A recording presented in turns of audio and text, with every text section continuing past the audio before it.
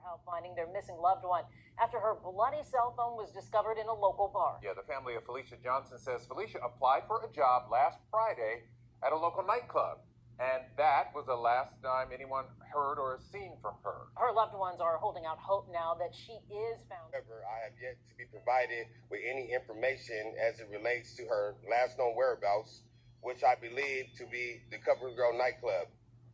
Nor have I at this time been provided with any pertinent information as it relates to the surveillance footage at the Cover Girl nightclub that could easily confirm or deny Felicia's identity. There's many questions, obviously, that are out there, and we need the answers because right now, grief is intensified without justice. And sadly, right now, justice is lacking for Felicia. These cases like Felicia Johnson and realize that your life can be taken from you in the blink of an eye by some sick-minded individual. Many prospective dancers will walk in and say, I'm looking for a job, are you hiring? And we may be hiring at that point, we may not be.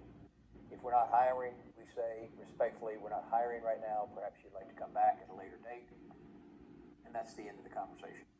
If on the other hand, we are interviewing and discussing with a potential dancer that she would like to work there, there is paperwork for her to fill out and what we call a dancer packet. That's full of information.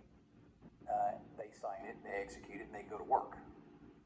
But that did not happen with Miss Johnson. She did not fill out any paperwork. You've reviewed the surveillance video from inside the club and she's not on the video. No, ma'am. It confirms that I have looked at the surveillance video. I have not identified Miss Johnson on that video.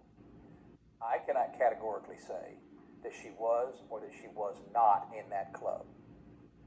I would tend to think that she wasn't. I've done an extensive investigation to try to find out and get to the bottom of what happened.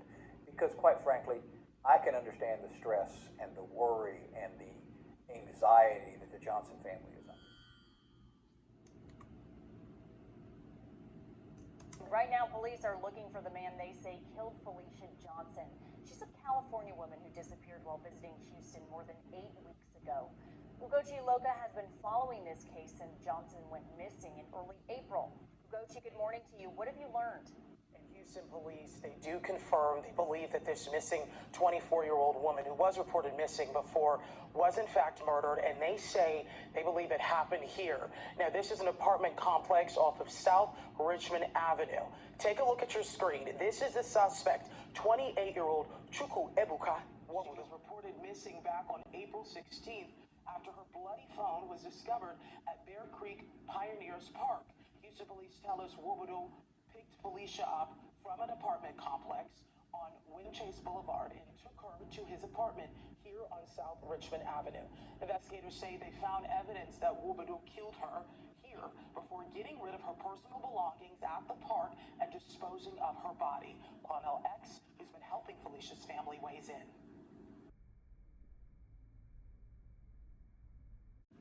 We will not rest until you have been arrested. We want the suspect to know that we're going to look for you night and day, brother, until you are arrested. We want the suspect to know that the no-snitch policy will never protect you in our community.